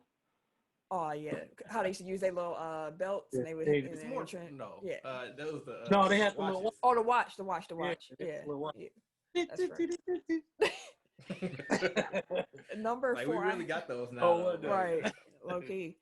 Number 4, I What you have talking enhanced senses, kind of like Daredevil, but I don't want to have to lose any of mine. Like just enhance my senses. Like let me be able to really what was that feel. movie with Marlon Wayans? I don't watch Oh, Marlon Wayans movies like that. I ain't gonna lie. To you. Senseless. Mm-hmm. Oh. You guys know that shit. Like, damn, dog. Number 3, I have elemental control. So like how Storm controls the weather and whatnot. That's always been super tight That was to an me. honorable mention for me. Yeah. What would you do with that power? Just curious. What would I do with any of these powers? That's asking me a question beyond my comprehension at the moment. I can't even think Well, I mean, about that. I guess like I've always been like, okay, like aside from like bringing a storm and hitting people with like electricity, like None what of would well, I storm, mean, like You can stop If you- floods, hurricanes, tornadoes. yeah, if shit you like look at that, too. everything nothing on my list is gonna be like good and I mean you can use it in battle, but most of my list is pretty much just like things you can do. no, I wasn't knocking. I was just trying to figure like what's to you like what's the upside of being able to do this? Like, well, why I would mean be you like, could oh, like man, I Tim really said want though, this? like in real life, like you can stop terrible weather from happening. Like and also like if it's a drought, you can make it rain. If it's a wildfire, you can make it stop. Like you can control You the be a good elements. guy. And also I love the weather, so I'd probably be just out like, let me get a big old house and in my backyard I'm gonna make it rain, or I'm gonna be able to just look at stuff like that. That just sounds fun. Number 2, telekinesis. So Oh shit. moving stuff with your mind. That's beyond crazy mind power. And then number 1, I got telepathy, read minds, being able to communicate with. I don't know if you want to be in motherfuckers' heads like that, bro. Once again, just because I have the power does not mean I'm gonna use all the time. But it would be nice to be able to communicate with people without actually having to speak to them. Yeah. That's my list, though. I would say with not telekinesis, like that's the one like Harry Potter spell that I wish I had, where I could just like flick my wand and have something come to me. Yeah. Oh. Like, I'll be doing that shit with the remote. Be like just like when it's too far, be like I don't feel like getting up and doing this. Like just ICO remote and shit. If Mac in the room, you just say, I see your remote, bro. I'm gonna do that when I have kids. ICO is gonna be they command to bring me. Ken, what's on your list? At number 5, I have invulnerability. So that's what like what Luke. Superman. Yeah, like Yeah, Luke. Luke Cage. Yeah. Time travel. I know that I think that'd be dope. I don't know if you you go back in time, I man, was in gonna front of say, time. I ain't going back in time. Hey, Can't go back before like 1983. but Well, he could just travel right back if stuff got I'm gonna here. say, I don't know where we trying to go with her. Yeah, I want to go past the 90s. Honestly, I like to see stuff. Like, I Yeah. wish I could go back and see just certain things and how it used to be. So I get it. Mm. Yeah. And the fact that you could come back to the present at your own will kind of Yeah. protects you from getting out of getting into some bad situations. but time travel, and then number 3, teleportation. Number 2, telekinesis, and then number 1, super strength, like Hulk. Yeah. Just fuck some shit up. That's my list. And there you have it. And there you have it. Make sure that you vote when you see this list pop up on your social media, whether that be Twitter, Instagram, Facebook, whatever. Make sure y'all vote and let us know which list you think is best. Of course, they will not have our names on it, to make it so you're not, judging it based on who said it. So make sure y'all vote. Once again, we appreciate y'all for tuning in. We appreciate y'all for y'all support. for rating and for reviewing, for sharing the show. If you haven't done that yet, make sure you do it. This is your last reminder this episode to do so. So please Do it. Do it now. do that for us. We appreciate it so much. We hope that y'all enjoyed this episode. We hope that y'all taking care of your mentals and your chickens. Mm-hmm. As Q would say. That's who was that? Q. Oh, you talking about 72 and 10. I'm talking about the original source. I'm talking about Marshawn. No, that nigga say that every week. Hey, where'd he get it from, though? He ain't think of it himself. No offense, Q, but you know you got that from Marshawn. Anywho. Get that nigga some love. Yes, fuck. Yes, shit. Y'all start the show talking about Quincy, and y'all end the show talking about Quincy. Hey, wait. You did? I don't know if we're going to include it, but you did. Yeah. Oh. But, yeah, hope y'all enjoyed the show. If y'all want to follow me on social media, you can catch me Wait a minute. on Twitter, Instagram, and PSN at Camille Monet, CAMILLEMONAE, because Your mom is fancy. thank you, sir. At Bucks Burner on Twitter. That's all you get. Goddamn right. Everyday_gentleman on Instagram. KRS216 on Twitter and Snapchat. And it's your boy, TIMKINZ, the number 3, aka Ass Ketchum, aka Mr. Give It To Me. Ciao. For now. Bye, Ciao. y'all. Okay, Bobin. Have a good for week, now. y'all.